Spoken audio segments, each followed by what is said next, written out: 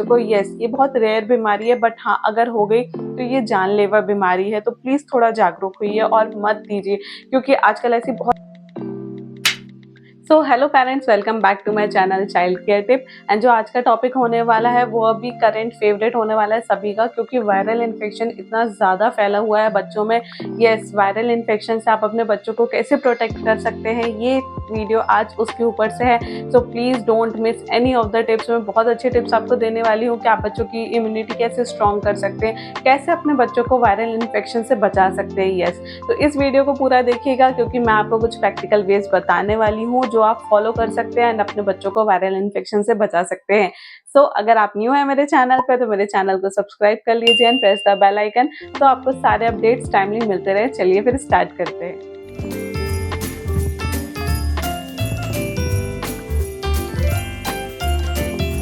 तो देखिए, बच्चे जो हैं वो प्रोन होते हैं वायरल इन्फेक्शन से, क्योंकि जो इनका इम्यूनिटी सिस्टम है अभी वो इतना स्ट्रॉन्ग नहीं हुआ है, वो अभी भी डेवलपिंग स्टेज पे है, इसलिए बच्चों को बार बार वायरल इन्फेक्शन हो जाता है। तो इससे आपको घबराने की कोई भी ज़रूरत नहीं है। कुछ आप ऐसे स्टेप्स ले सकते हैं जिससे आप बेबी की इम्यूनिटी को पहले से ही स्ट्रॉन्ग कर सकते हैं, ताकि जब भी इन्फेक्शन का सीज़न आए, जैसे ही सीज़न चेंज होता है और इन्फेक्शन होने लगता है, तो उससे आपका बेबी प्रोटेक्टेड रहे।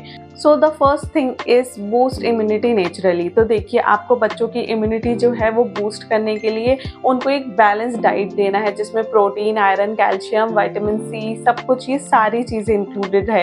एंड मोस्ट इम्पॉर्टेंटली जिसको आपको ध्यान देना है वो है विटामिन सी। यस, जो सिट्रस फ्रूट्स होते हैं वो आप बच्चे की डाइट में इंक्लूड कीजिए। ऑरेंजेस हो गया, मौसम्बी हो गया एंड बनाना, एप्पल, जो सीजनल फ्रूट्स होते हैं वो तो आपको देने ही देने हैं बच्चों को। प्लस आपको विटामिन सी की तरफ ज़्यादा ध्यान देना है। सेकंड, आप बच्चों को हल्दी वाला दूध दे सकते हैं, हनी दे सकते हैं, सिर्फ उन्हीं बच्चों को जो 1 साल से ऊपर हो गए हैं। प्लीज़ इट्स माय रिक्वेस्ट कि आप घर में बड़ों के कहने पे आप प्लीज़ 1 साल से छोटे बच्चों को हनी मत दीजिए, क्योंकि हनी से एक बॉटुलिज्म नाम की बीमारी हो सकती है बच्चों को। यस, ये बहुत रेयर बीमारी है, बट हाँ अगर हो गई तो ये जानलेवा बीमारी है। तो प्लीज़ थोड़ा जागरूक होइए और मत दीजिए, क्योंकि आजकल ऐसी बहुत सारी बीमारियां हैं जो पहले नहीं सुनने में आती थी बट अब होने लगी हैं। तो इसलिए थोड़ा ध्यान रखिए अपने बच्चों का। और आप नहीं देंगे, अगर आप देंगे तो ऐसा मतलब बीमारी हो सकती है, बट आप नहीं देंगे तो ऐसा नहीं है कि बहुत कुछ बिगड़ जाएगा। तो प्लीज़ अवॉइड कीजिए 1 साल से छोटे बच्चों के लिए हनी। एंड नेक्स्ट थिंग, आप बच्चों की डाइट में प्रोबायोटिक्स ऐड कर सकते हैं, मतलब दही आप भर भर के दीजिए बच्चों को। दही और बिल्कुल नुकसान नहीं करता है दही, ये पता नहीं क्यों ऐसा बोला जाता है। सर्दी खांसी है तो दही मत दीजिए। फ्रेश जमा हुआ जो दही होता है आप वो बेशक बच्चों को दे सकते हैं। ऑब्वियसली आप फ्रिज का ठंडा दही देंगे तो वो नुकसान कर सकता है, बट जो आपने फ्रेश जमाया हुआ दही है, घर का दही, वो आप एब्सोल्युटली दे सकते हैं। अब बात करते हैं सेकंड पॉइंट की, तो गुड हाइजीन हैबिट। यस, बच्चों को सिखाइए कि खाना खाने के पहले अपने हैंड वॉश करें, कहीं से भी बाहर से खेल के आ रहे हैंड वॉश करें, अपने पैरों को धोएं। एंड कहीं भी अगर पब्लिक एरिया में जा रहे हैं, जब अभी स्पेशली इन्फेक्शन का टाइम चल रहा है, तो अपना फेस कवर करके रखें। एंड ये सारी चीज़ें अगर करेंगे तो एब्सोल्युटली आपका बेबी जल्दी बीमार नहीं पड़ेगा।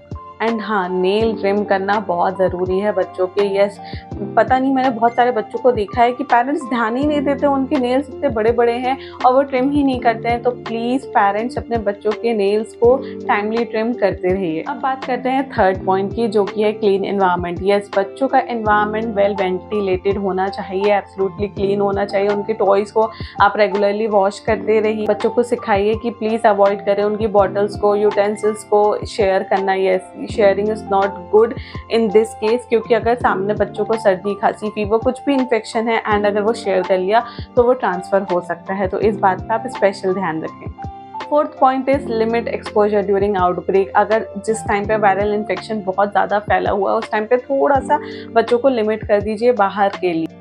Fifth one is hydration and rest. Yes, hydrated रखना बच्चों को बहुत ज़रूरी है। पानी बहुत सारी प्रॉब्लम्स का सॉल्यूशन है, इसलिए अपने बच्चों को फोर्स करते रहिए कि वो पानी पीते रहें। सेकंड, आप कोकोनट वाटर भी दे सकते हैं। एंड थर्ड, आप होममेड सूप भी दे सकते हैं बच्चों को, ये भी बहुत इम्प्रूव करेगा उनकी इम्यूनिटी को। प्रॉपर रेस्ट करना बहुत ज़रूरी है। रेस्ट करने से फास्टर रिकवरी होती है, ये आपको पता ही होगा। तो अगर आपका बेबी बीमार हो उस टाइम पे तो प्लीज़ बच्चों को रेस्ट करने दीजिए।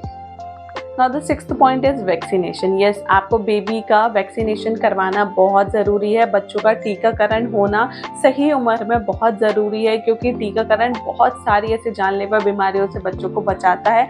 एंड जो इन्फ्लुएंजा के वैक्सीन होते हैं वो तो बहुत ज़रूरी है, जब ये जो रेगुलर फ्लू आते हैं उसके लिए प्रोटेक्ट करता है वो बच्चों को। तो प्लीज़ ये गवर्नमेंट हो चाहे प्राइवेट हो, आपको लगवाना बहुत ज़रूरी है। Seventh point is early detection. Yes, अगर बेबी को 3 दिन से ज़्यादा बुखार है, कंटिन्यू बुखार रह रहा है, बहुत लेथार्जिक फील कर रहा है, मतलब बहुत डल हो गया आपका बच्चा, कुछ भी बोल नहीं रहा है, खेल नहीं रहा है, तो प्लीज़ इमीडिएटली आप अपने डॉक्टर को दिखाइए। Here comes my important tip। अगर आपका बेबी 6 महीने से छोटा है तो प्लीज़ उसको फ्रीक्वेंट ब्रेस्ट मिल्क दीजिए, क्योंकि breast milk is the best thing. मैं हर वीडियो में बोलती हूँ कि छोटे बच्चों को ब्रेस्ट फीडिंग कराना बहुत ज़रूरी होता है, क्योंकि ब्रेस्ट मिल्क से बच्चों को एंटीबॉडीज़ मिलती हैं जो कि हर प्रॉब्लम से फाइट कर सकते हैं। तो बेबीज़ को ब्रेस्ट फीड कराइए। अगर आपका बेबी 6 मंथ से छोटा है तो फ्रीक्वेंट करा सकते हैं। एंड अगर आपको भी सर्दी खांसी बुखार हो गया और उस टाइम आप सोच रहे हैं कि नहीं मैं बच्चों को नहीं कराती हूँ क्योंकि मुझे इन्फेक्शन है, तो ऐसा नहीं है, बल्कि आप ज़्यादा उस टाइम पे कराइए ताकि बेबी को भी एंटीबॉडीज़ मिले एंड उनकी इम्यूनिटी स्ट्रांग हो पाए, ताकि वो